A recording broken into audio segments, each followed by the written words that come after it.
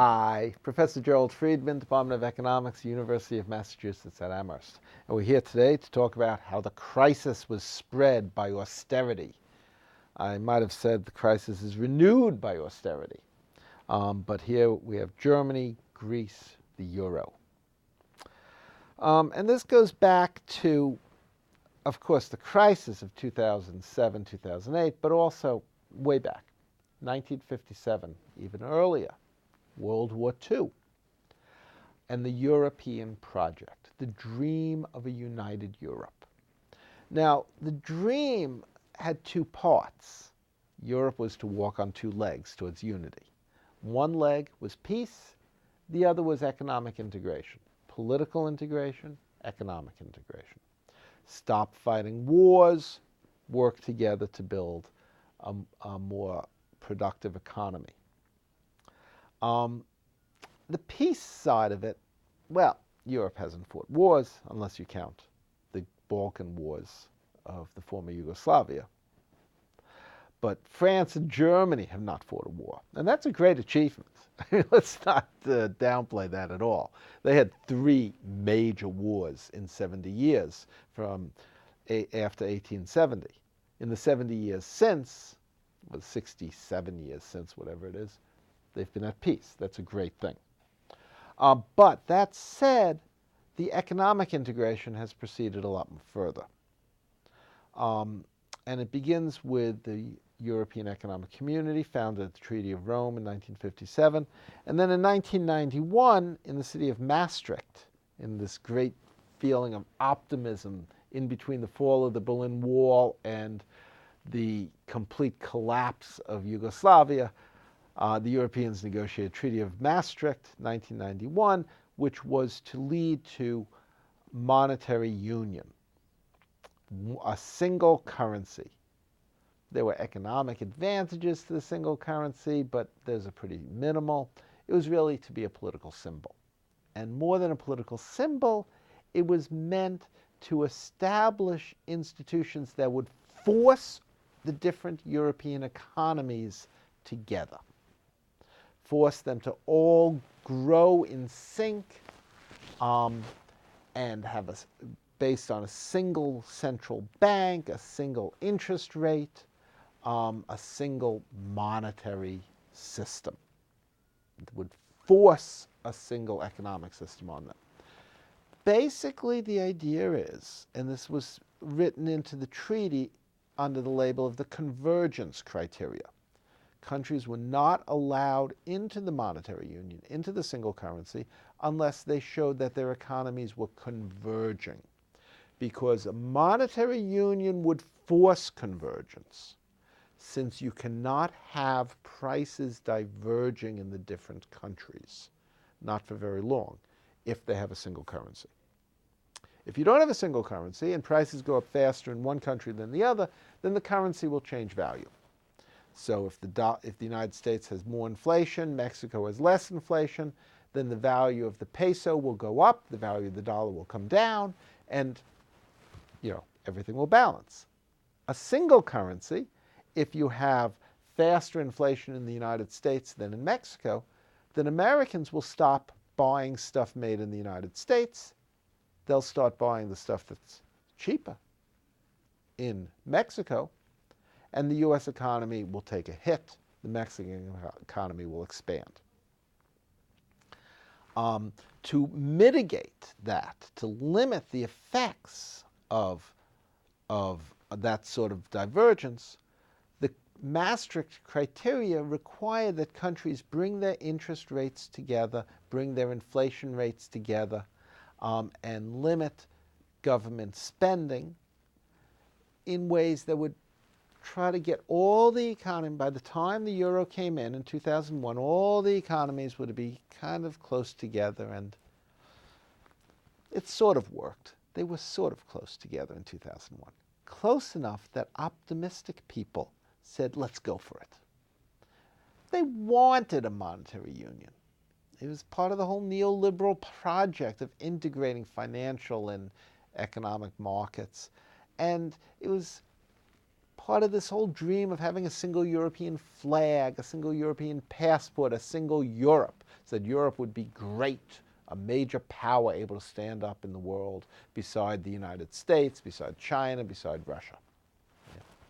That was the dream. And the reality was the euro. It seems pretty small reality up against that big dream. But for a couple of years, it seemed to work.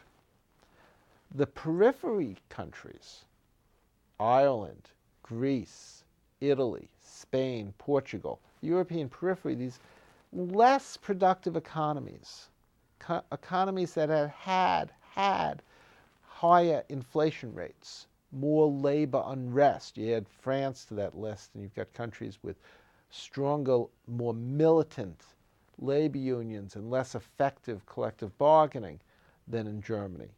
So that these countries had more tendency towards higher inflation. Those countries benefited greatly from the euro because it said to world financial markets, this country is just as good as Germany. Interest rates plummeted. Portugal, Greece, Spain Ireland grew very quickly. They had higher inflation than Germany, higher economic growth.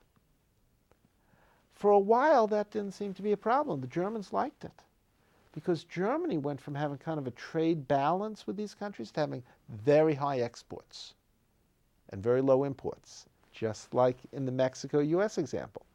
Mexico would export to the United States when Mexico had lower inflation. Germany had lower inflation. Germany was much more effective at controlling labor costs, disciplining labor, keeping wages down. So Germany was able to export to Greece, to Spain, to Italy, to France, to Portugal, to Ireland. Well, how are the Greeks going to pay for this?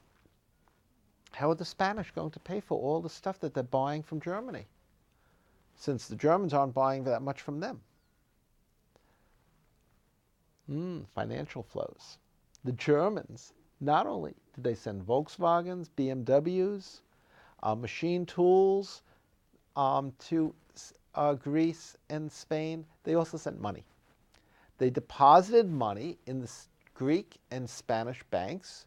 They invested in Greece and Spain in real estate in these countries. They invested there, and with the money coming from Germany, these countries bought German products. Everybody was happy. Germans had jobs. Spanish had houses. The Greeks had vacation condominiums. Germans would live in the vacation condominiums, but the Greeks had jobs anyway. What happens when you have a financial crisis?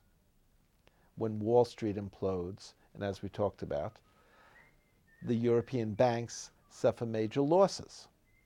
The European banks, the German and French banks, aren't in a position to lend to Spain and Italy and Greece anymore.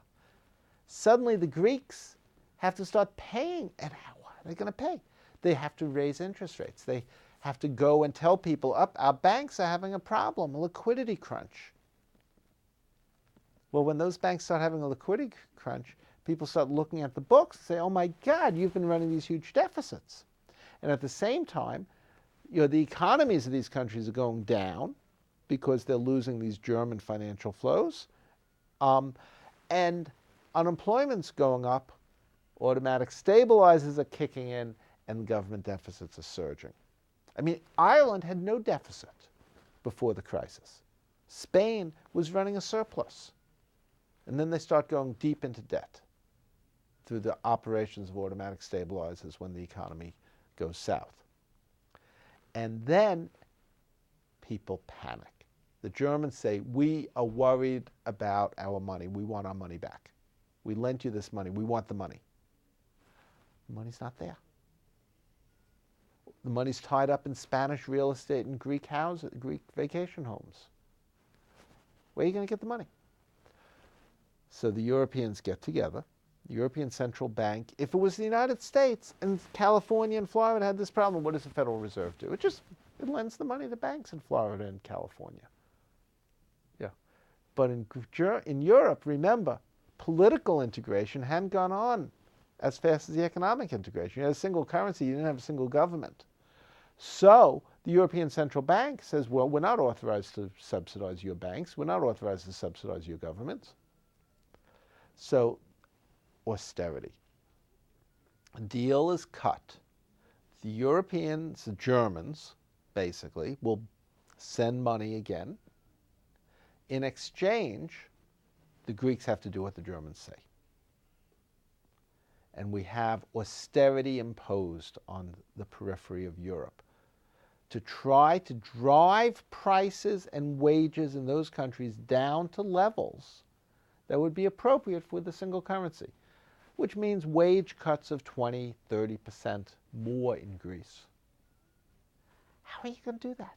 How are you going to get people to take such drastically lower wages? Well, you drive up unemployment. You make the penalty for insisting on higher wages so painful that people will accept it. You cut back on welfare, you cut back on pensions, you cut back on Social Security, you accept higher unemployment. The unemployment rate nowadays in the spring 2012 is over 20% in Spain and Greece.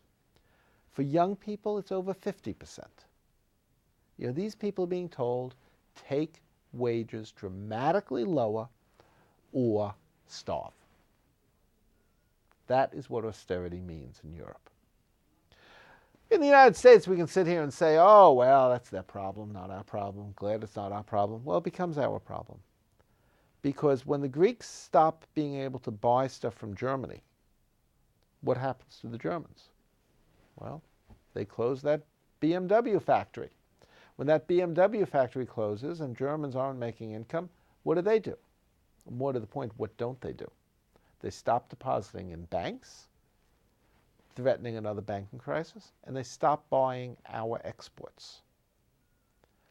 So a crisis of austerity in Greece becomes a crisis in Germany, becomes a crisis in the United States. So we are all on the precipice of a renewed round of the Great Recession brought on by the collapse of the European project and the rise of austerity. On that note, have a nice day. Bye-bye.